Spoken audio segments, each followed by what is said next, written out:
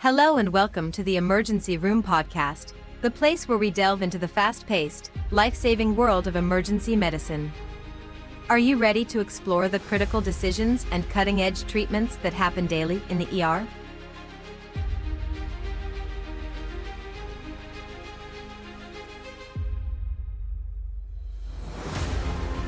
Welcome to the Deep Dive. Today we're going to be really diving deep into abdominopelvic trauma.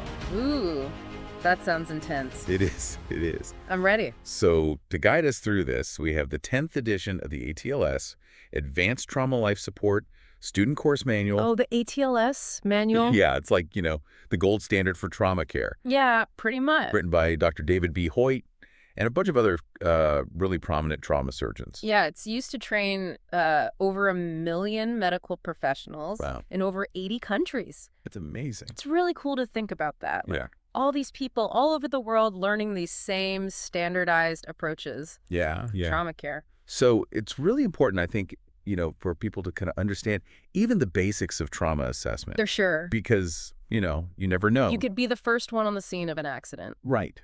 And even just a basic understanding of how to assess a trauma patient and prioritize life-saving interventions can really make a world of difference. Okay, so let's dive into this chapter on abdominopelvic trauma. Okay, sounds good. And it starts out by talking about this concept of the mechanism of injury. Oh, yeah, the mechanism. Which I think, It's kind of like detective work. Yeah, it sounds kind of mysterious. It is. Yeah, so you gotta think about it. Like if you show up to the scene and you've got a patient who was involved in a high-speed car crash. Oh, okay. And then another patient who just fell off their bicycle. Right. Those are two very different forces at play. Right. So understanding how the injury happened helps us as medical professionals to kind of predict what kind of internal damage we might be dealing with. So I guess that means that, you're not just treating the obvious injuries. Right. You're also thinking about what might be going on below the surface. It's about anticipating those hidden injuries. Yeah, that makes sense. Yeah. So the manual, gives you very specific questions to ask to kind of paint a clear picture. It does. Things like vehicle speed, type of collision, were they wearing a seatbelt? Yep. I guess even the height of a fall. That makes a huge difference. Can make a big difference. Huge. So these details, they really matter. Oh, they matter a lot. Okay, matter a lot. The manual also talks about the importance of getting the patient to a specialized trauma center. Yeah.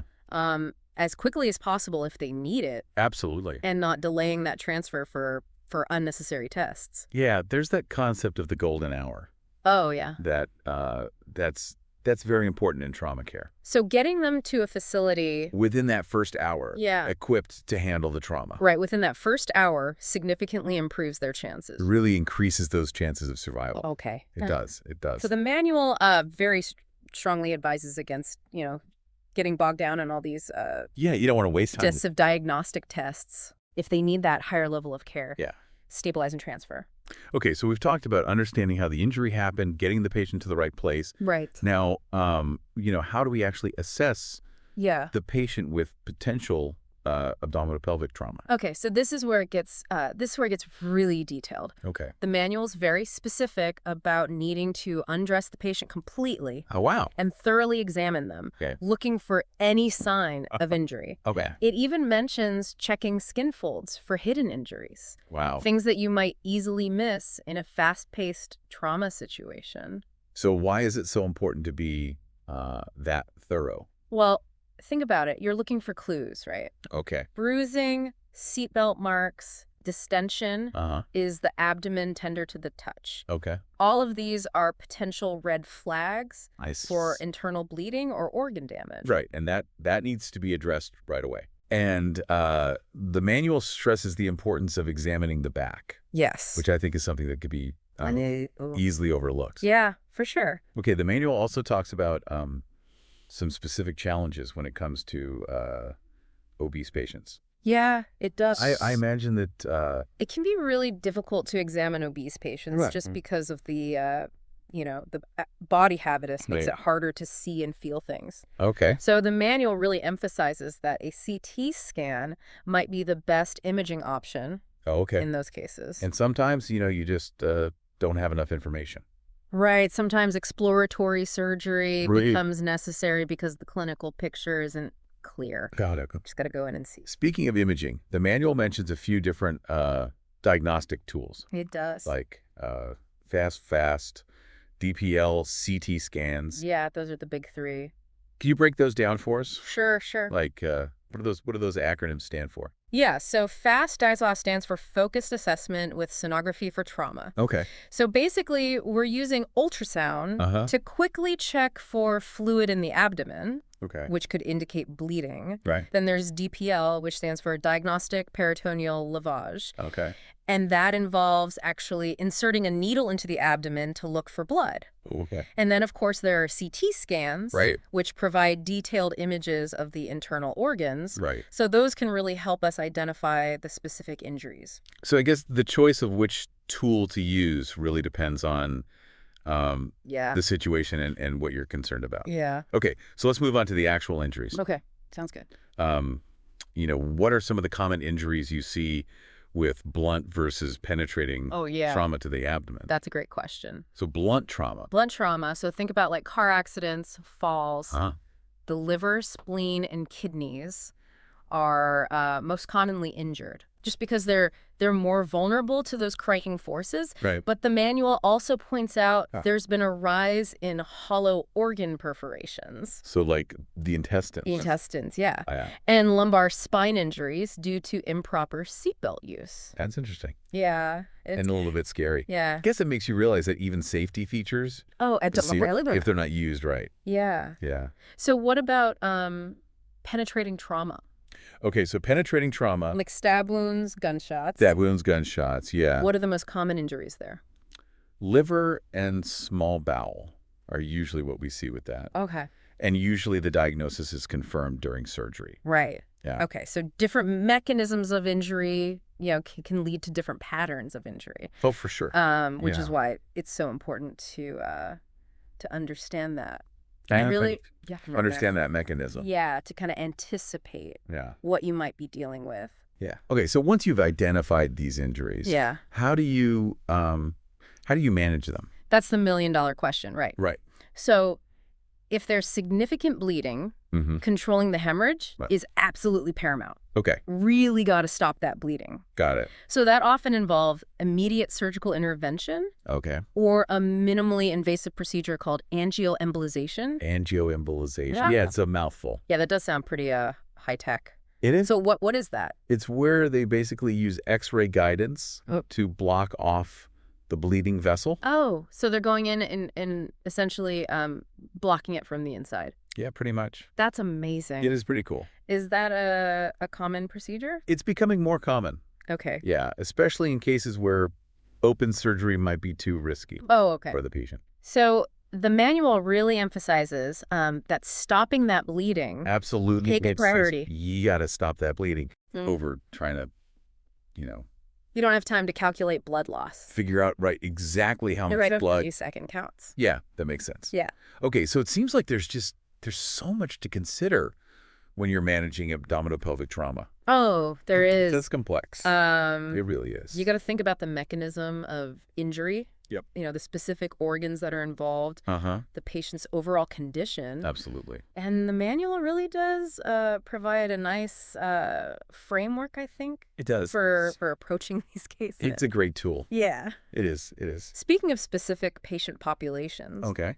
The manual also, talks about some unique considerations when it comes to managing trauma in pregnant women and the elderly. Yeah, they're unique populations. And I imagine, with pregnant patients, oh yeah, you're not just worried about the mom.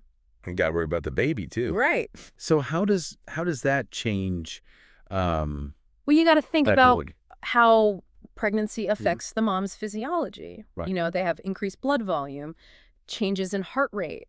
The position of the uterus is different. Right. So even routine things like placing an IV or taking x-rays, requires a lot of thought to make sure we're not harming the baby. That makes sense. It does. It does. And then with elderly patients, oh, yeah. There's a whole other set of factors to consider. Absolutely. Absolutely. Yeah. Aging brings changes to pretty much every organ system. Oh, what? They might have decreased lung capacity, making them more susceptible to respiratory complications. Their bones are often more brittle, so increased risk of fractures. They may have other underlying medical conditions that complicate their recovery. So there's just a lot more. A lot more to think about.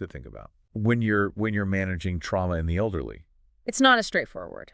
Yeah. So it seems like every patient population really does present its own unique challenges. Oh, they do. In trauma care. For sure. And that's why this manual is so valuable. It is. It really provides a framework. A really good one. For approaching these cases systematically. Yeah. Regardless of the specific circumstances. Yeah, you can apply these principles to pretty much any trauma patient. And it also, highlights the importance of recognizing and addressing the unique needs of these different populations. It's all about individualized care. Right. Tailoring your approach to the patient in front of you. And that brings us to another unique population. Wow. Children. Oh, the little ones? Yeah, the manual has a whole chapter on pediatric trauma. It does. And it's fascinating how differently their bodies... They're not just little adults. Right. They are very different. Respond to injury. Very, very different. So you can't treat them like tiny adults. No, you can't. Right. No. There are different things you have to think about. Their anatomy is different. Their physiology is different. Even their psychological responses to trauma are different. Okay, so give us an example. Sure. So, for example, their bones are more flexible. Oh, okay. So they might not show the same outward signs of injury. Oh, so they might not have. As an adult would. Yeah. Yeah. Like a fracture might not be as obvious. Right. They could have a serious internal injury, and you wouldn't know it just by looking at them. So you can't always rely on the same clinical signs? Absolutely not. As you would in an adult? Absolutely not. Okay. And their airways are much smaller. Oh, right. So they're more prone to breathing difficulties. Okay. And they have a higher body surface area to volume ratio, so they get cold really easily. Much more susceptible to hypothermia. So caring for these pediatric trauma patients. It's a whole different ballgame. Yeah. It is. It really does require specialized knowledge. Absolutely. And being aware of their unique vulnerabilities. Well, yeah, for sure. Okay, the manual also highlights the importance of considering it's a tough one. Child abuse. It is. As a potential cause of injury. Yeah, especially in younger children. Yeah. And I imagine that's a difficult topic to address. But it's necessary. Yeah. It's very necessary. Absolutely. So what are some of the red flags that what are you looking for? Healthcare professionals should be looking for? So we're looking for injuries that don't match the reported mechanism of injury. Oh, okay. So the story doesn't add up, right? Okay. Or patterns of bruising that are suspicious for abuse. So it's really about being an advocate for the child. Right, and making sure that they're safe. Absolutely. That's so important. It is. It's a reminder that trauma care isn't just about treating those physical injuries. It's about the whole picture. Right. It's also about protecting the vulnerable. Yeah, these vulnerable patients. Absolutely. And that brings us to another challenging aspect of trauma care. Okay. Which is managing trauma in challenging environments like war zones or disaster areas. Disasters. Those situations, I mean, it's hard to even fathom what it must be like. A whole other level. Yeah, to try and provide care. Oh, absolutely. That's a whole different ballgame. So how does the manual address those challenges? Well, it really emphasizes the importance of being prepared for the unexpected and being able to make those life-saving decisions under extreme pressure. Okay. So, for example, in a mass casualty event, the traditional approach to trauma care might need to be modified. Okay.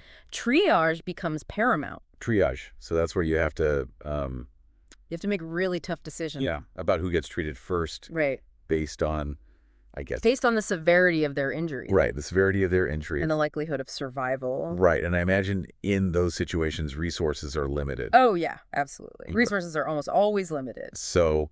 making sure that you got to make the most of what you've got. Yeah. Yeah. Okay, so it sounds like managing trauma in those extreme situations. It's a whole different level of thinking and decision making. Right. It's not. You got to think outside the box. Yeah. Yeah. You got to be creative. And the manual provides some guidance. It does. I guess for how to navigate those high stakes scenarios. Right. Right. Yeah. Okay. One thing that really stands out to me throughout this entire manual is the emphasis on teamwork. Oh, absolutely. You know, trauma care is not... That's not a one-person show. A one-person show. Not at all. Right. Not at all. It takes, you know, a lot of... It takes a village. Yeah. Yeah, it does. It takes communication, coordination. You know, everyone needs to be on the same page. Everyone's got to be working together. Right, absolutely. And understanding their... Goals. Yeah. For sure. And the manual highlights the importance of having, you know, a designated team leader. Oh, yeah, that's crucial. To kind of, you know... To keep things organized. Direct that flow of information. Yeah, kind of someone in charge. Right, right. Yeah. And it stresses the need for everyone, you know. Everyone's got to be on the same page. Doctors, nurses, paramedics, technicians, everyone needs to be on the same page. Yeah. Working towards that common goal. Saving the patient's life. Of saving the patient's life. That's the goal. It's like a well-oiled machine. It is. Every part's got to be functioning properly. Yeah, every part needs to be functioning. For the whole system to work. Right. Yeah. And they even talk about, you know, the delicate issue of involving family members. Oh, yeah. In the trauma bay. That can be tough. Which I imagine can be, you know, tricky. It is. It is, because families are understandably anxious. Right. They want to be close to their loved ones. Right, but at the same time, you know... But you got to maintain a sterile environment. Right, you got to maintain that. Keep things clean. Sterile, efficient work environment. Yeah, for sure. So how do you find that balance? It's tough. It's tough. Yeah. But the manual provides some guidance on how to do that. Okay. You know, it's about finding ways to support the family while still allowing the medical team to do their job. Right. Yeah. Okay, so it seems like this manual... you know, really covers... It covers every aspect of trauma care. It does. It does. From, you know, the technical details of managing the injuries to the human element of caring for patients and families. It's a very comprehensive resource. Yeah. It is. It is. It's incredible how thorough it is. It's amazing. And it all comes back to the education, yes. isn't it? Absolutely. You know, the fact that this manual... It's a testament to the power of knowledge and sharing best practices. Exists, and that it's used to train all these medical professionals. All over the world. Right. It's amazing. Okay, so before we move on to other types of trauma that are covered in this manual, I want to leave you with something to ponder. Okay, I like it. You know, we focused on abdominopelvic trauma in this deep dive, but a lot of the principles we discussed. A lot of these principles apply to any trauma. Right. You know, rapid assessment, efficient resuscitation, prompt transfer to definitive care. Absolutely. Those things apply. Those are universal. To any trauma situation. Yeah, for sure. So think about it. I like it. How could you adapt those principles to other emergency scenarios? That's a good question.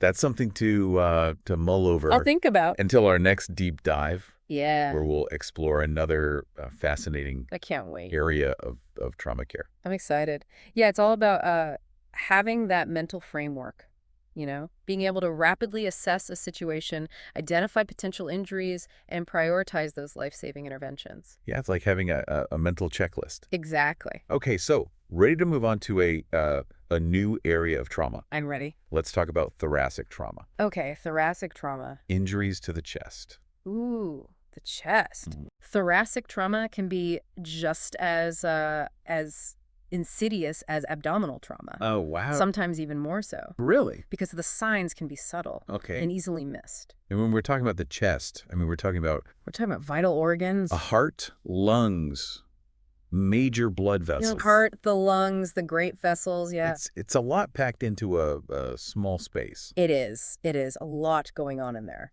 And what's fascinating is that the chest wall itself, you know, the ribs, the sternum, the bony thorax, they can be both protector and deceiver. A deceiver. Yeah. What do you mean by that? Well, so the ribs, you know, they provide some protection to those vital organs, but that same bony structure can also make it difficult to see or feel underlying injuries. Oh, I see. So you can't always rely on what you see on the outside. Okay. You got to be really thorough in your assessment. So it's about connecting the dots, right? Exactly. Considering the mechanism of injury, looking for those subtle signs, and then using imaging studies to confirm your suspicions. Yeah, got to put it all together. Okay. And speaking of injuries, the manual covers a wide range of potential chest injuries. It does. It does. Everything from, simple rib fractures to something called tension pneumothorax. Ooh, tension pneumothorax. Which sounds pretty terrifying. Yeah, it's not a good thing. Yeah, not a good thing. I've heard of a pneumothorax. Yeah. A collapsed lung. Collapsed lung, that's right. But what makes a tension pneumothorax so dangerous? So in a tension pneumothorax, air gets trapped in the pleural space. Okay. That's the space between the lung and the chest wall. Right. And it starts to put pressure on the heart and the other lung. Oh, wow. Yeah, so it's a true emergency Okay. that can quickly become life-threatening. So you have to act fast. Oh, yeah, you got to move quick. Okay. Time is of the essence. So the manual emphasizes that this is a clinical diagnosis. That's right. Meaning you have to act based on what you see and hear. You can't wait for an X-ray. Right. You got to go. You can't wait for confirmation from imaging. Nope. You got to treat it right away. What are those key signs that that you might be dealing with at tension pneumothorax? So the patient's going to be struggling to breathe. Okay. You might hear decreased breath sounds on one side of the chest. Okay. And you might even see a shift in the trachea, the windpipe, away from the affected side. So it's almost like the whole chest is It's all shade. pulled over to one side. That's right. It sounds like a race against time. It is. What's the treatment for a tension pneumothorax? All right. So the first step is a needle decompression. Okay. So we take a large bore needle, insert it into the chest to release that trapped air. Oh, wow. Relieves the pressure, allows the lung to re-expand, and then we put in a chest tube to drain any remaining air and fluid and prevent it from recurring. So that sounds intense. It is. But obviously life-saving. It is. It is. Okay, so we talked about tension pneumothorax. Yeah. What are some other serious chest injuries that we should be aware of? Okay, so another one is hemothorax. The thorax. Hemothorax, which is where blood accumulates in the chest cavity, often caused by penetrating trauma, like a stab wound or gunshot, or even rib fractures that tear into the lung tissue. So in that case, you would have both blood and air. Blood and air, yeah. In the chest cavity. A mess. Yeah, it sounds like it. Yeah. And again, rapid diagnosis and treatment are essential. Oh, absolutely. Okay, so... So we put in a chest tube to drain the blood, fluid resuscitation to replace the lost blood volume. Okay. And often surgery is needed to repair the source of bleeding. So chest tubes are a pretty vital tool. Oh, they're essential. In trauma care. Yeah, you see them all the time in the trauma bay. Okay, the manual also mentions something called open chest wounds. Ooh, open chest wounds. Which sounds gross. Pretty gruesome. Yeah, they are. Yeah. So open chest wounds, sometimes called sucking chest wounds. Sucking chest wounds. Yeah, that's a good one. That's a very descriptive term. A very descriptive term. Yeah, so they occur when there's a hole in the chest wall that allows air to enter the chest cavity. Okay. They're incredibly dangerous because they disrupt that normal pressure that we need for the lungs to expand. So instead of air going in through the trachea, the windpipe, it's going in through this hole in the chest. Exactly, that's right. Okay. And that can lead to rapid respiratory failure if it's not addressed immediately. Wow. Yeah, it's bad news. So what's the first thing you do for an open chest wound?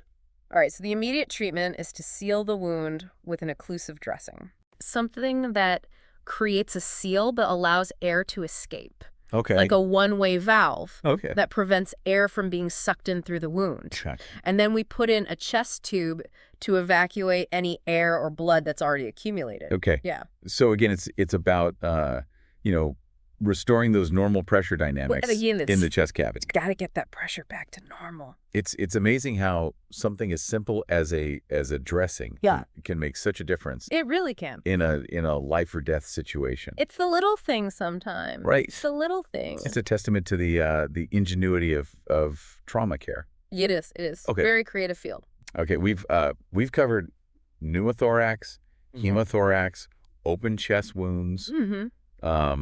What other thoracic injuries do we need to know about? Okay, so there's cardiac tamponade. Cardiac tamponade. Yeah, that's a good one.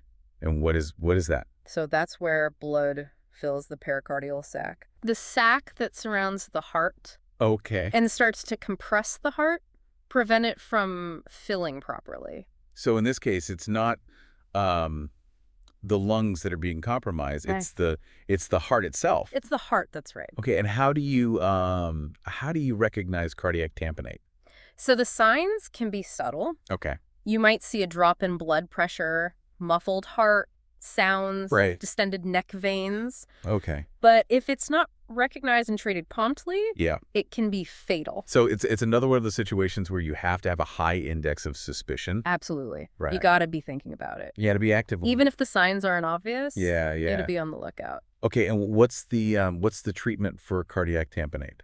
All right, so the treatment is pericardiocentesis. Pericardiocentesis. Yeah, so we use a needle to aspirate or drain the blood from the pericardial sac. Oh, wow. Yeah, it's a delicate procedure. Yeah, requires precision. So it sounds like managing thoracic trauma really requires a delicate balance of speed and precision. You got to be fast, but you got to be careful. Right. Yeah. You got to act quickly, but you also have to be, meticulous in your assessment and your treatment. You don't want to cause any more harm. Right. Yeah, for sure. Okay, so we've talked about injuries to the lungs, the heart, the surrounding structures. Yep. What about injuries to the great vessels? Okay, great vessels. The aorta and the other major blood vessels in the chest. Those are big ones. Yeah.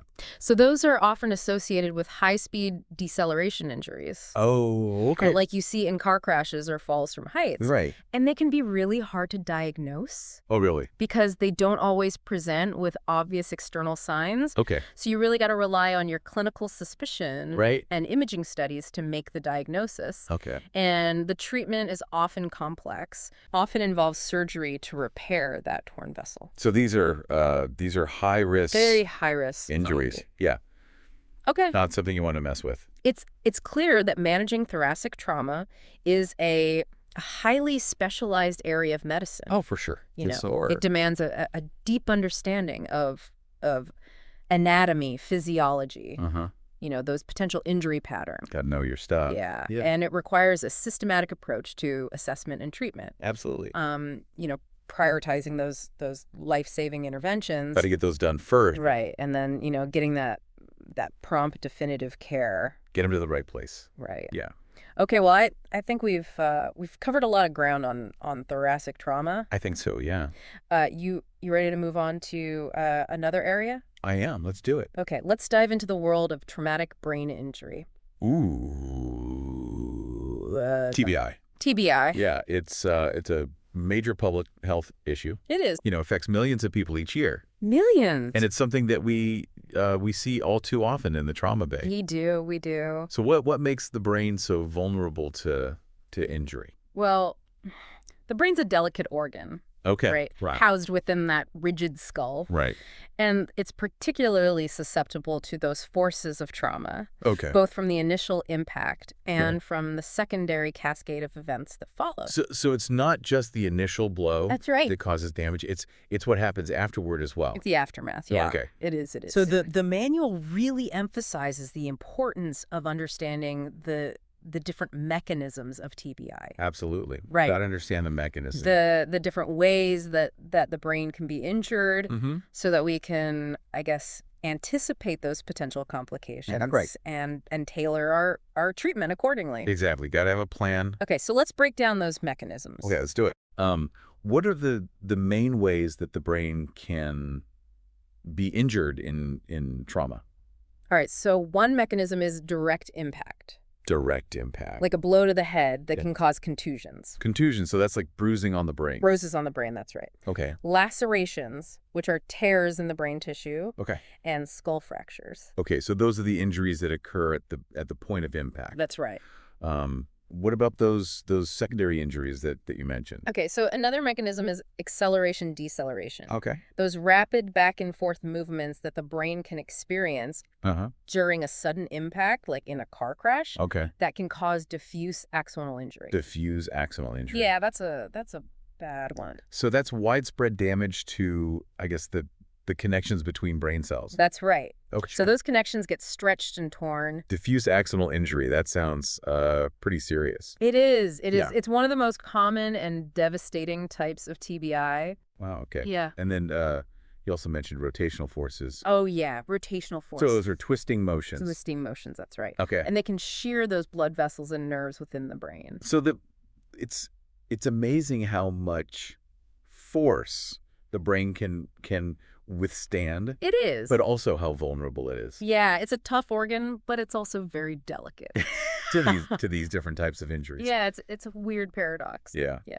So all of these mechanisms, direct impact, acceleration, deceleration, rotational forces, Yep. they can all contribute to this complex picture of TBI Absolutely. that we see in trauma patients. It's like a puzzle trying to put all the pieces together. So how do you even begin to assess Yeah, good question. and manage something as complex as a traumatic brain injury? So the manual provides a systematic approach to TBI management. Okay. Starting with, a thorough understanding of the patient's mechanism of injury and their clinical presentation. Right. Got to put it all together. And what are some of the key things you're looking for in your assessment? So we assess the patient's level of consciousness using the Glasgow Coma Scale. Glasgow Coma Scale. Yeah, it's a standardized scale that helps us gauge the severity of the TBI. Oh, okay. So we're looking at eye-opening, verbal response, and motor response. Okay. Give them a score based on that. Okay. Then we check for any focal neurological deficits. So that would be like Weakness, numbness, changes in vision or speech.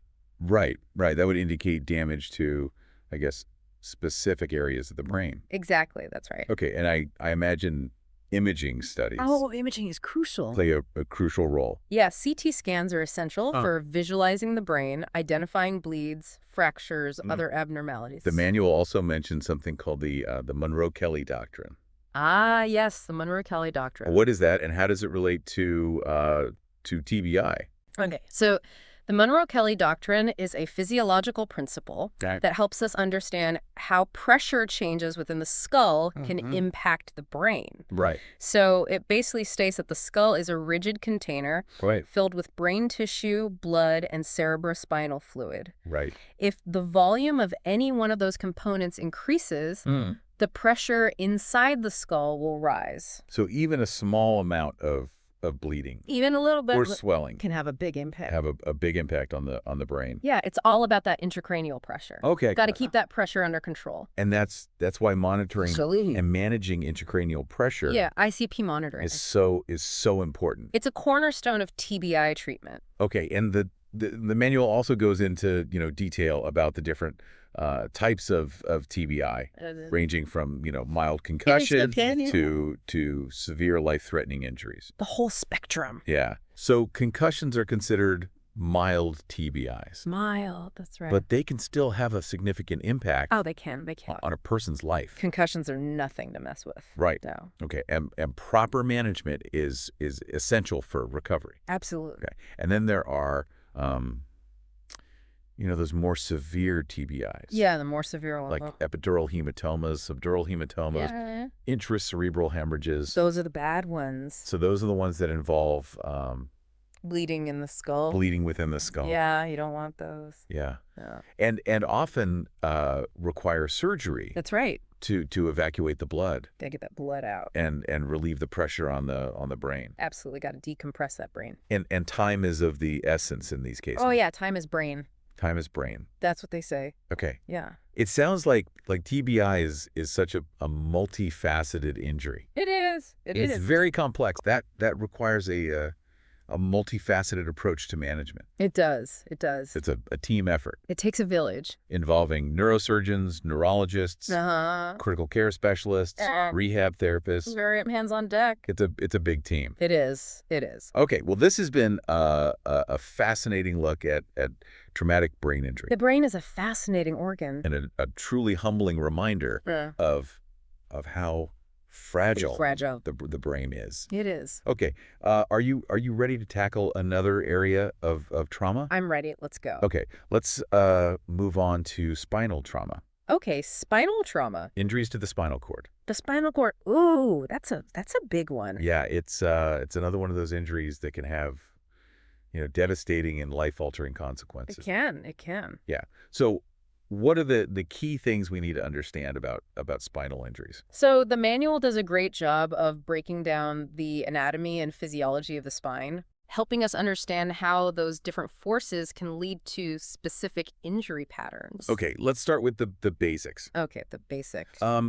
What are the major regions of the spine?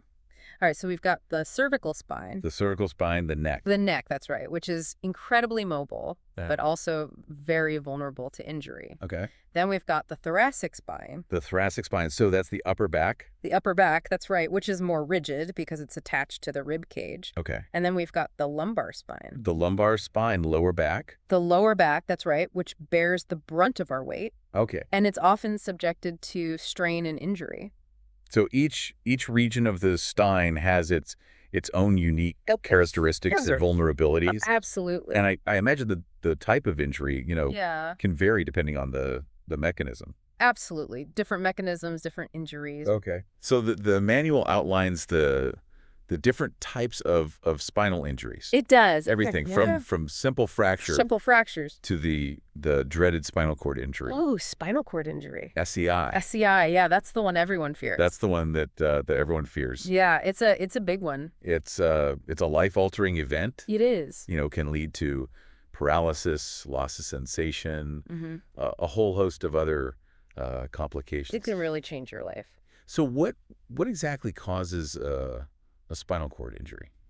So it can be caused by any force that damages the spinal cord itself. Okay. Flexion, extension, rotation, compression, Okay. all sorts of forces. And the level of injury, meaning where along the spine Uh-huh. the damage occurs, Yeah.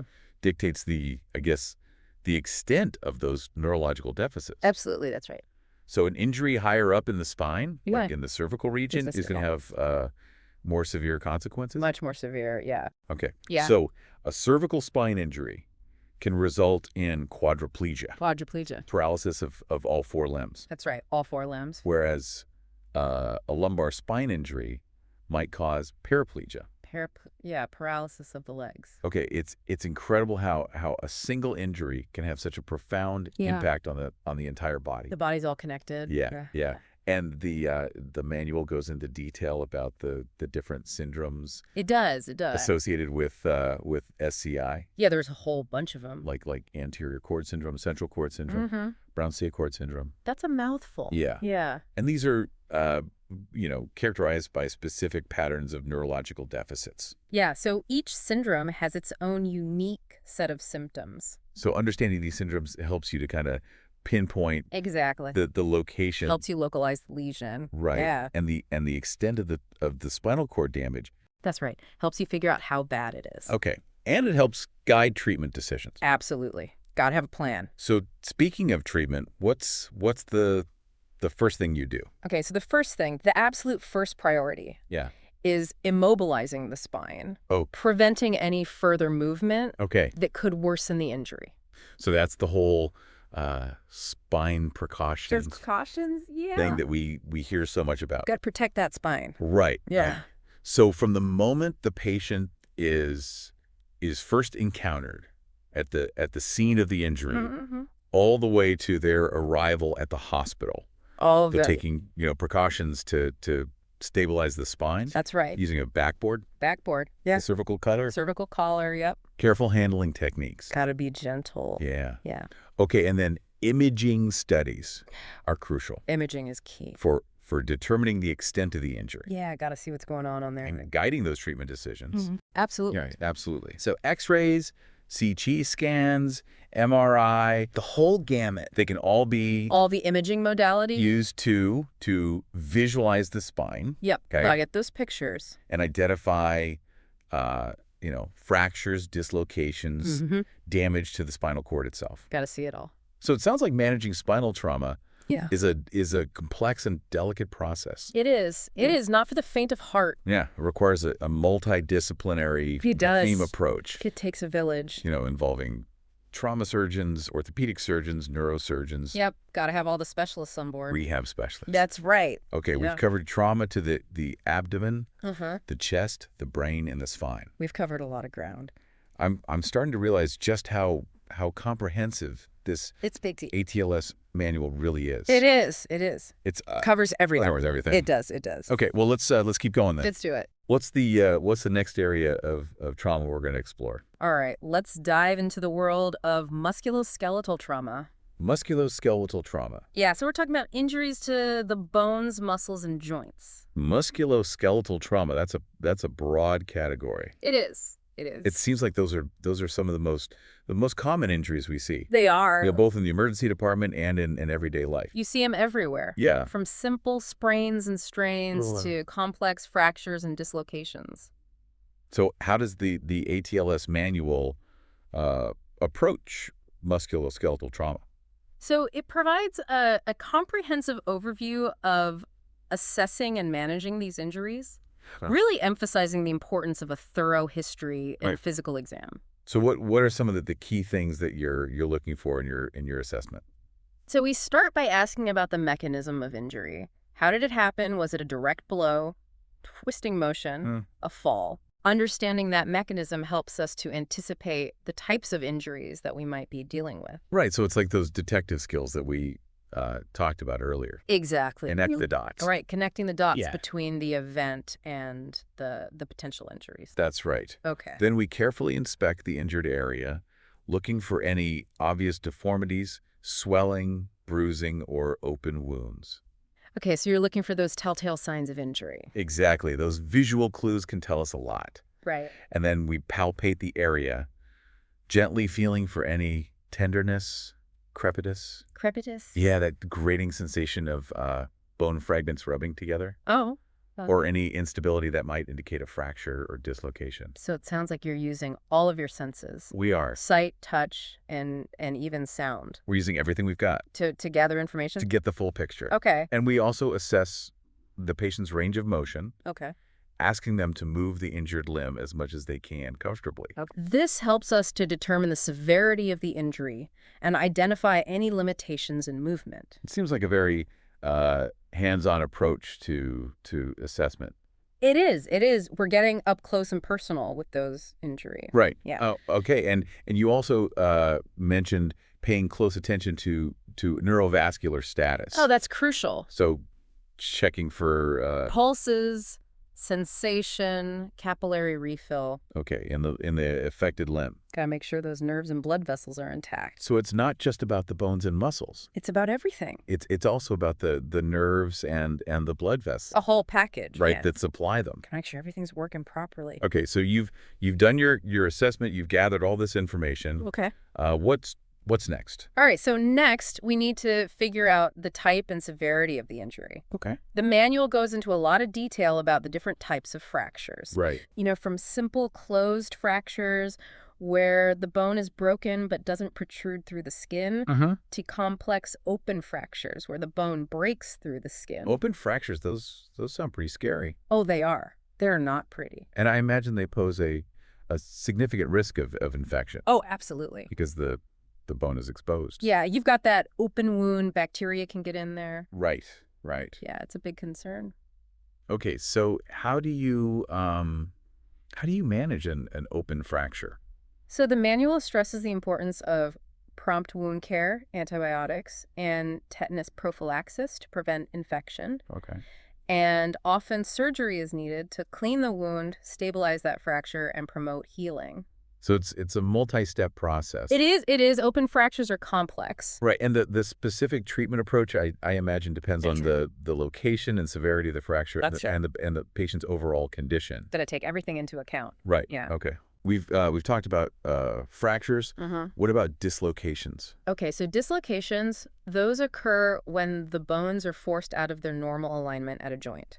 They can be incredibly painful, and they can damage the surrounding ligaments, tendons, and nerves. So they're not just about the bones being out of place. Right. They can cause other damage as well. They can cause a lot of other problems. Right. So the goal of treatment, I imagine, is to to reduce the dislocation. That's right. Got to get those bones back where they belong. Put those bones back into place. Yeah. And then Immobilize the joint. immobilize the joint to allow for healing. Got to let it heal. Okay. And sometimes surgery is needed to Sometimes, yeah. repair any torn ligaments or tendons. If those ligaments are torn, got to fix them. And it's important to recognize that dislocations can also compromise neurovascular status. Oh, absolutely. So you're monitoring that affected limb, Got to keep a close eye on it.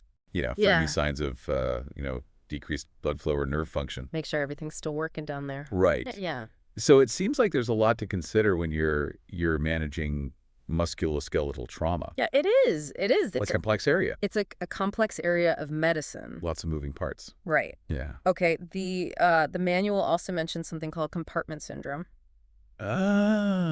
Compartment syndrome. What is that, and why is it so concerning? So compartment syndrome is a serious complication that can occur with musculoskeletal trauma, especially fractures. Okay. It's a condition where pressure builds up within a muscle compartment, and that cuts off the blood supply to the tissues. So it's like the muscles and nerves are being squeezed That's a good way to put it. Yeah. from the Yeah, inside. they're getting choked off. And if it's not treated promptly, it can lead to permanent Damage, yeah. damage to the muscles and nerves. It's a bad one. So how do you recognize compartment syndrome? So the classic signs are pain out of proportion to the injury, Okay. pallor, which is pale skin, Okay. paresthesia, that's numbness or tingling, Okay. paralysis, which is weakness or loss of movement, Right. and pulselessness, a weak or absent pulse in the affected limb. So those are the 5 Ps. Oh, 5 Ps, that's right. A mnemonic that every medical Every medical student learns those 5 Ps. should know. Yeah, So if you see those signs, you know you're dealing with a surgical emergency. absolutely. Got to get to the OR fast. Compartment syndrome requires a fasciotomy, Fasciotomy, that's right. a surgical procedure to relieve the pressure Got to open up that compartment, let that pressure out. and restore blood flow. Got to get that blood flowing again. Okay, so it seems like early recognition and treatment are crucial Oh, they are. in preventing permanent damage Accurate now. from compartment syndrome. Got to catch it early. Okay, so we've covered fractures, dislocations, compartment syndrome. Uh-huh. Is there anything else we need to know about musculoskeletal trauma? Well, there's a lot more we could talk about, but one important point is that managing these injuries really requires a team approach. Okay. We work closely with orthopedic surgeons, physical therapists, and other specialists to make sure our patients get the best possible care. So it's not just about fixing the injury. It's about getting them back to their lives. Right. It's about restoring function, helping the patient regain their mobility. Exactly. That's the goal. Okay. Yeah. We've covered a lot of ground with musculoskeletal trauma. We have. Are you ready to move on to another area? I am. Let's do it. Okay, let's dive into the world of burn injuries. Burn injuries. Okay. Another type of trauma that can have devastating consequences. Oh, yeah. Burns are tough. And burn injuries they're unique in that the extent of the damage isn't always immediately apparent. That's right. What you see on the outside isn't always the whole story. Right. Yeah, burns can be very deceiving. Okay, so it's about more than just the initial burn wound. Absolutely. There's a lot going on beneath the surface. Right. There are all these other effects that we need to consider. Yeah, the body's response to a burn is complex. So how does the ATLS manual approach burn injuries? So it provides a comprehensive framework for assessing and managing burns, emphasizing the importance of understanding burn depth and total body surface area involved. Okay, let's break that down. Okay, let's do it. How do you classify burn depth? All right, so there are 4 degrees of burns, each representing a different level of tissue damage. Okay. First-degree burns are the most superficial, affecting only the outer layer of skin. So like a sunburn. Like a sunburn, exactly. Yeah. Painful, but usually heals without scarring. All right, then there are second-degree burns. Second-degree burns, these involve deeper layers of skin and often cause blisters.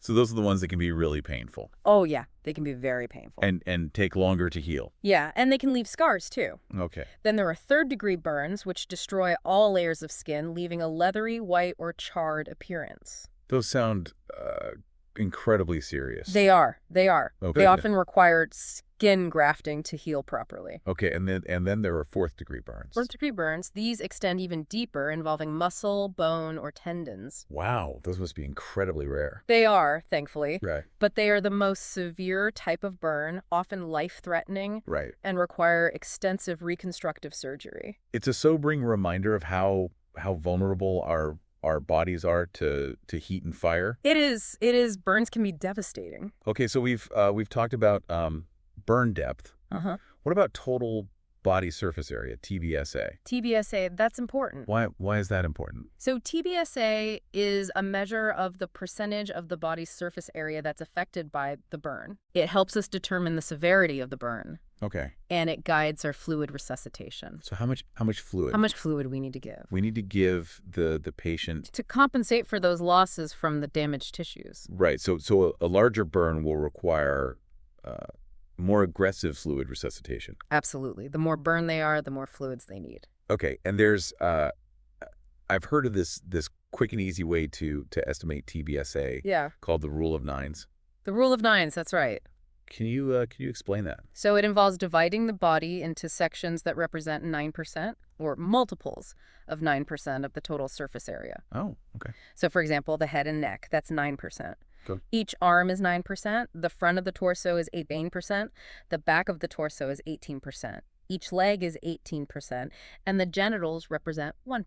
Oh, okay. Yeah. So you can quickly add up those percentages to estimate the total burn area. It's a quick and dirty way to get an idea of how much of the body is burned. Okay. Yeah. The manual also talks about inhalation injuries, Inhalation injuries, yeah, those are common with burns. especially in fires. Especially in fires, that's right. Okay, and those occur when gases or smoke damage the airways, That's right, it can really irritate those airways. leading to swelling, inflammation, and respiratory Yeah, distress. it can make it really hard to breathe. So you're not just worried about the external burn wounds. Right. You're also worried about the internal damage Gotta think about the inside, too. to the lungs. That's right. Okay, and the manual emphasizes the importance of early intubation, Oh, absolutely. securing the airway Gotta get that airway secured with a breathing tube. before that swelling makes it impossible. Right. So it's another one of those situations where you have to anticipate those potential complications Absolutely. and act quickly. Gotta be one step ahead. And sometimes a bronchoscopy Bronchoscopy, yeah. Sometimes we need to go in and take a look. is needed to visualize the airways. Gotta see what's going on in there. Okay. Yeah. Bronchoscopy. So that's where they insert a thin, flexible tube With a camera on the end. with a camera on the So you end, can see inside the lungs. right into the airways. Yeah. It's a cool procedure. Okay. We've talked about thermal burns, those caused by heat or fire. Yeah.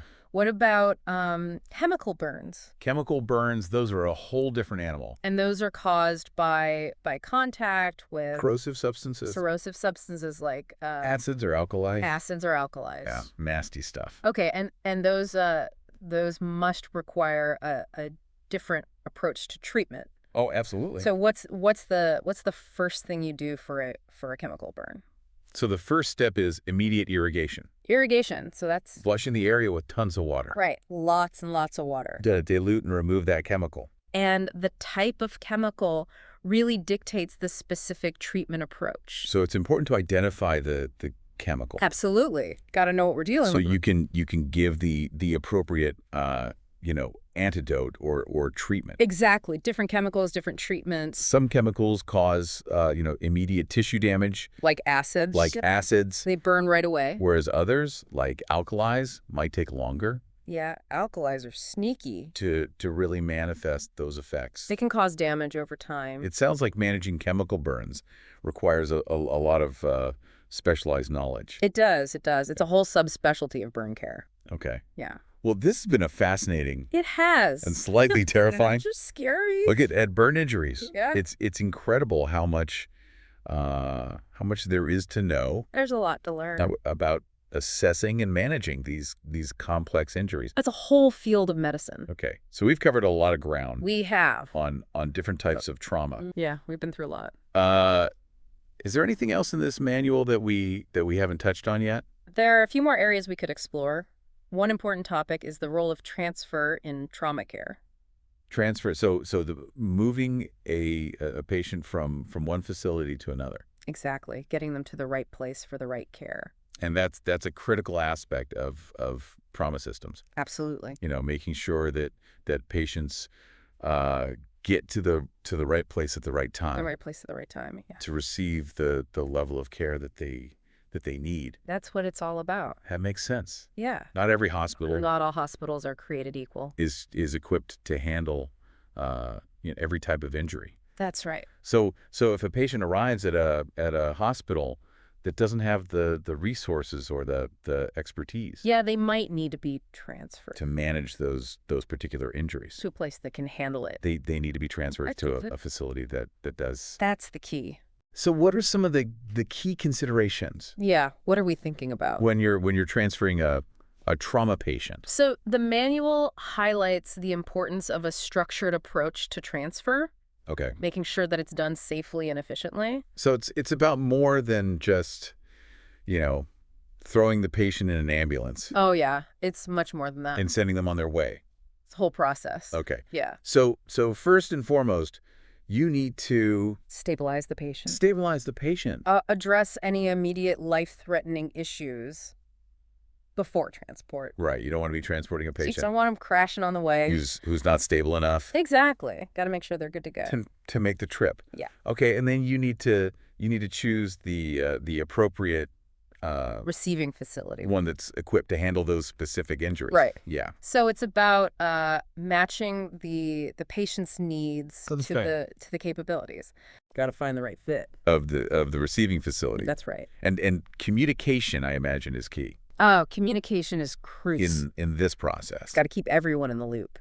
Right. So you need to communicate effectively with the receiving team. Mm-hmm. Provide them with a clear and concise handover. Got to give them all the info. So, summary of the patient's history, their injuries, the treatments that they've received. It's been done what needs to be done. Right. Yeah. The plan of care. Gotta have a plan. Okay. So it's about ensuring continuity of care. Absolutely. And preventing any delays or miscommunications that could compromise the patient's well-being. Yeah, you don't want anything falling through the cracks. Right. Communication is key.